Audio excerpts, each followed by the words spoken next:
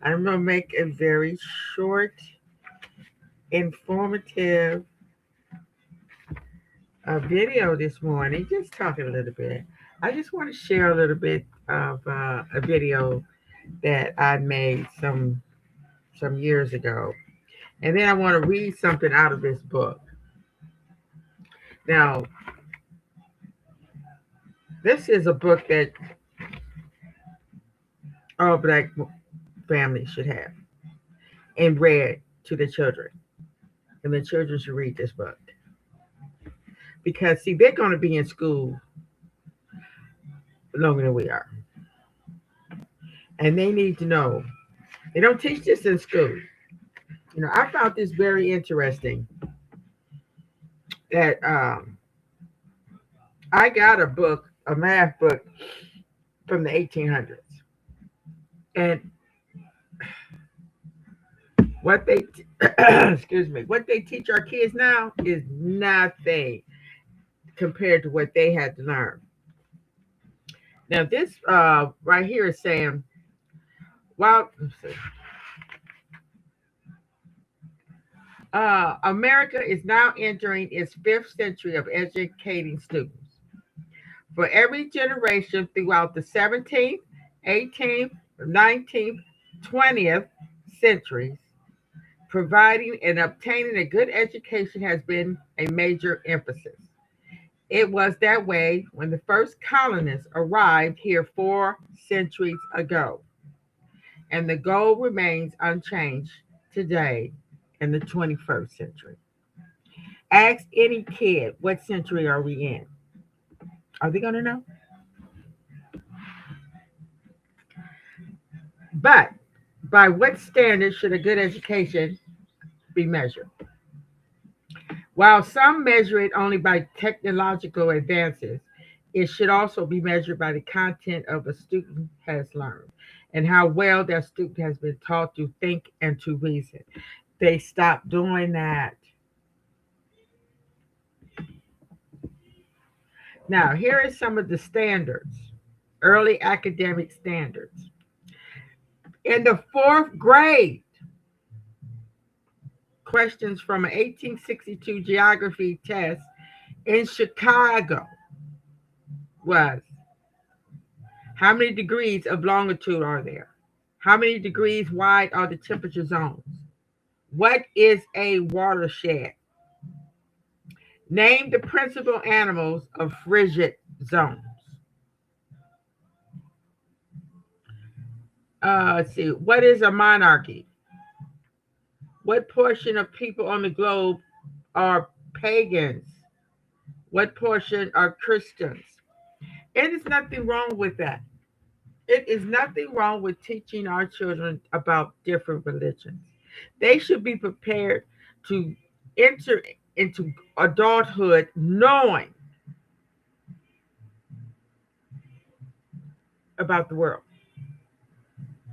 and especially the country, especially in America where you have different religions, different um, races, different. Now, arithmetic.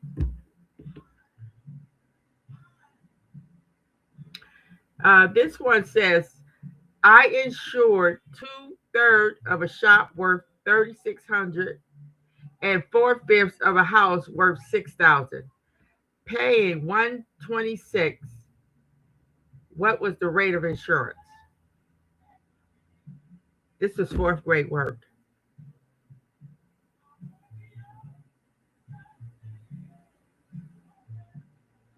Now, to learn this stuff, you have to be in high school.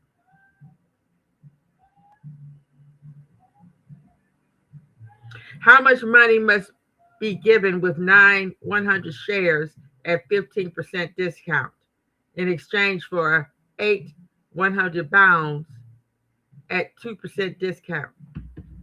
See, they stopped doing it because, see, for one thing, black people start, um, other races start going to school, and they didn't want these, especially black people, to be that smart. Because for a long time they told black people you are going to either be an entertainer or uh, a garbage man.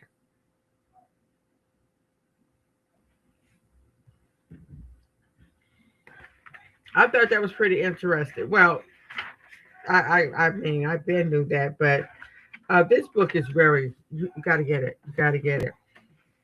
And how the churches really start the school, and how the schools had a very high moral ethic duty, even though minority kids wasn't really getting it, but most of them started schools for minorities. And it was just so strange how I was bringing out why people came to this country, because they was fleeing religion persecution.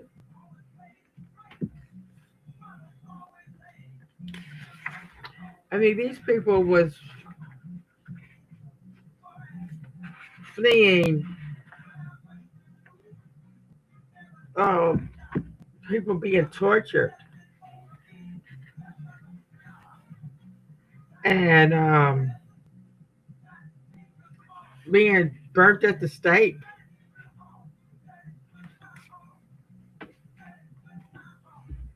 um, and they was also being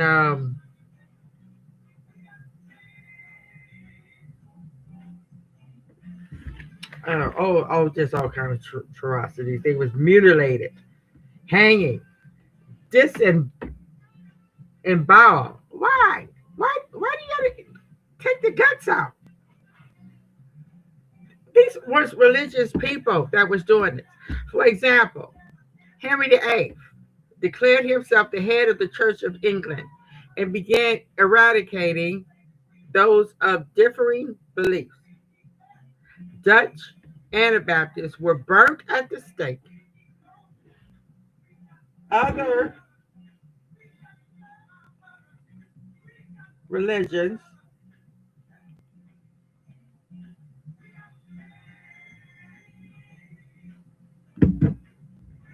other religions were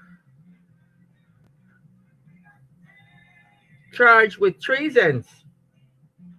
Other religious leaders were charged with treason, and executed.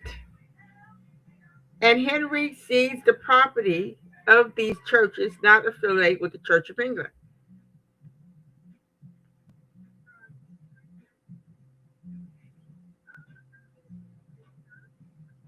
And subsequent kings, including King James, conducted similar purges, mutilating, hanging, and disemboweling religion nonconformities up until and after the time that the nonconformist pilgrims and Puritans left for America in search of religious freedom.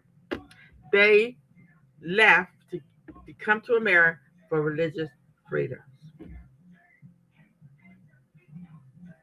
The civil and religious leaders in Europe had wrongly taught the masses that the Bible authorized such atrocities, that it further authorized individual leaders of church and state to wield great and often tyrannical power over the people. Because the people were illiterate and therefore could not read the scriptures to judge the accuracy of what their leaders told them.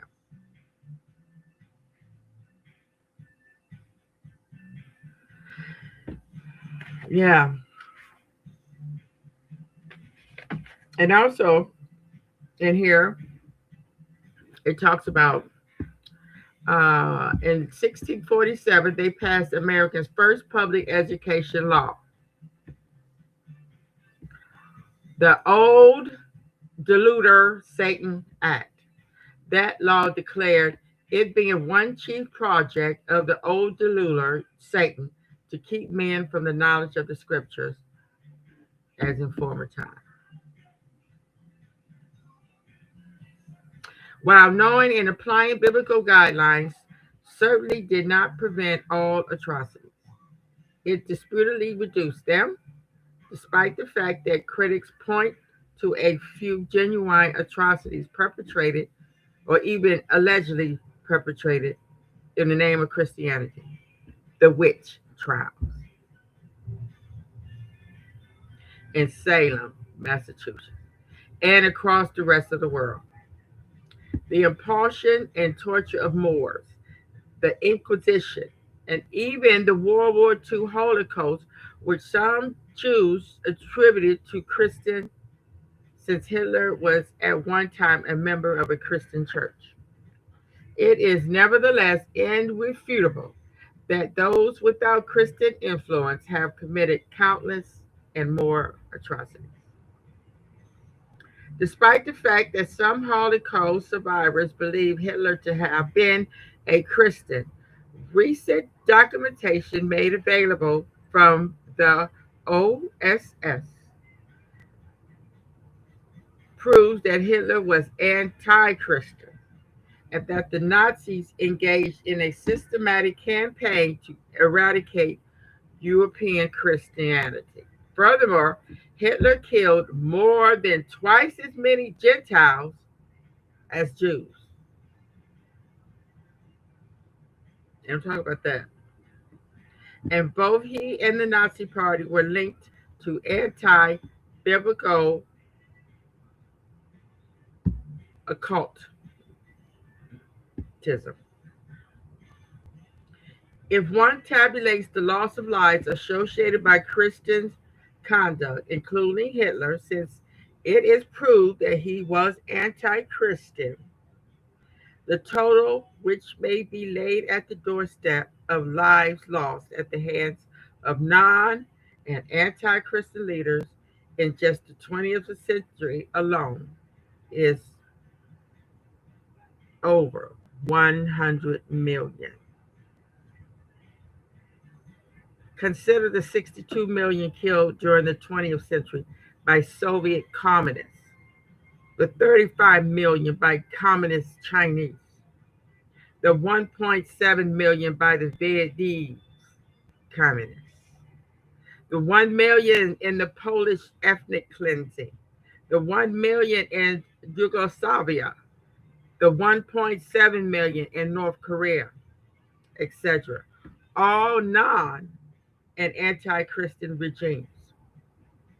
Furthermore, consider the deaths perpetrated by individual anti Christian leaders. For example, Joseph Stalin was responsible for the murder of 42.7 million.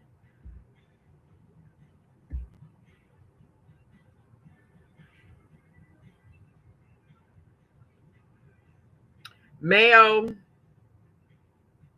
Tse-tung, 37.8 million. Hitler, 20.9 million. Vladimir Lenin, 4 million. Tojo Hideki, Hideki, 4 million. Pol Pot of the Khmer Rouge, 1 million. I never heard of these people. And Yaha Khan, 1.5 million. And numerous other anti Christian leaders could be listed. Therefore, while lives lost at the hands of Christians in the past 2,000 years regrettably may number in the millions, the number lost at the hands of anti Christian is more than 20 times greater, and in only 5% of the time in just the past 100 years. Furthermore, the lives lost under the guise of Christianity should be characterized in greater detail.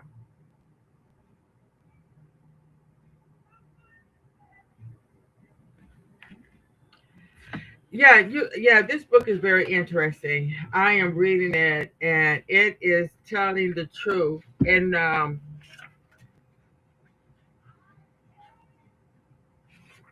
And we don't know this. Our kids don't know this. Most parents don't know this. We don't look at education the way we should. Education is futuristic. What you learn today determines how you live tomorrow. And it always starts with the truth, too. We don't teach our kids how to tell the truth, how to be truthful, how to ask the right questions. Okay, I'm a. Uh, I said I wasn't gonna be here all this long, but this book is so interesting. You got to get it. 4 centuries of American education. I want to share a little bit of this video I made.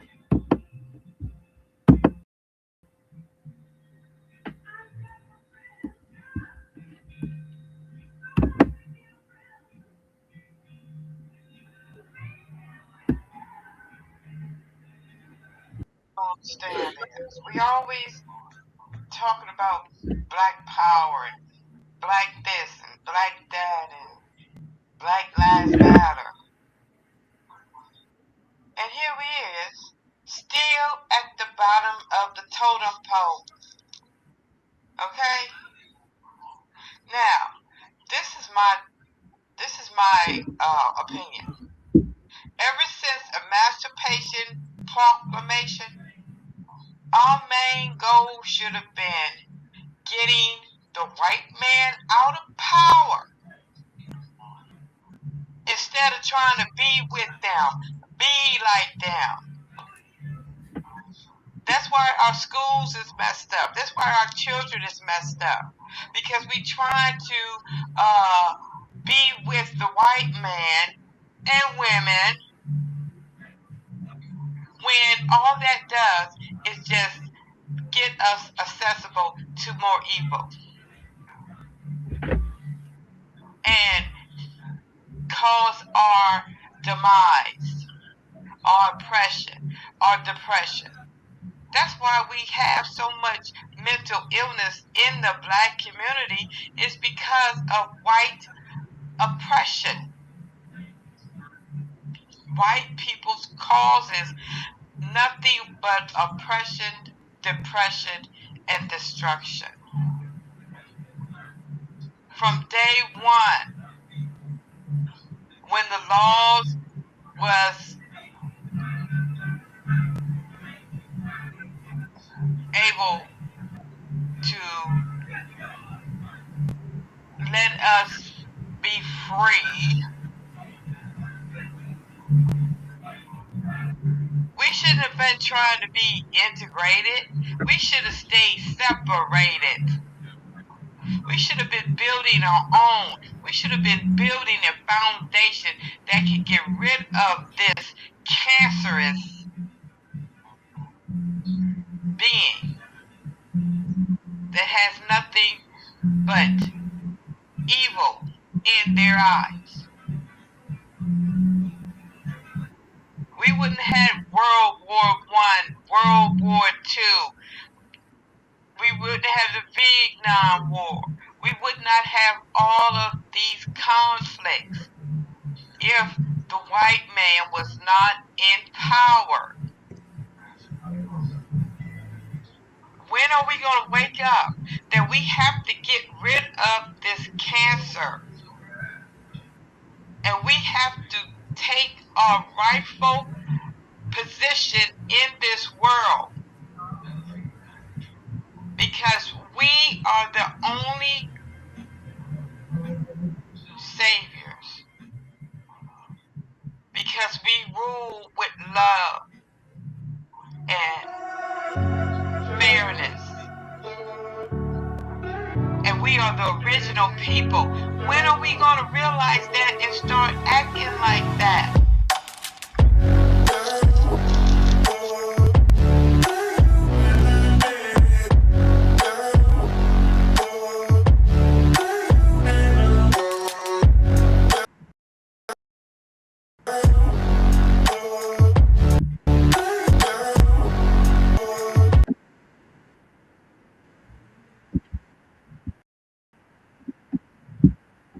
Or how far down the totem pole we have landed and we're stuck there. We have been living in a world of dementia. We have forgot. We have forgot how strong, how powerful creating civilizations, creating the pyramids. We created monuments, words, language. We have forgotten that. We are stuck. When you look at a person that's suffering from dementia, you look at black people. We are functioning. I hate to say this. We are functioning dementia patients.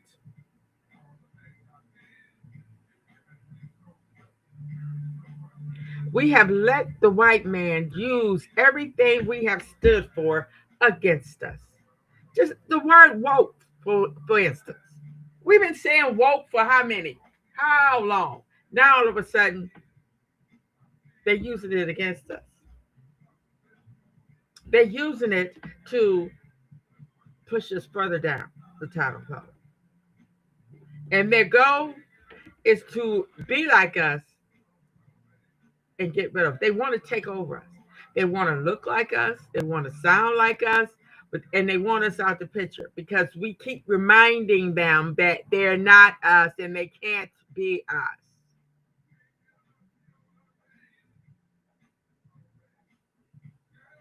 When are we going to stop doing stupid stuff? Huh? And start raising our kids to be warriors of change. Thank you for listening. Have a wonderful day and keep the peace and keep telling the truth. Demand the truth. Ask the hard questions. Have a wonderful day.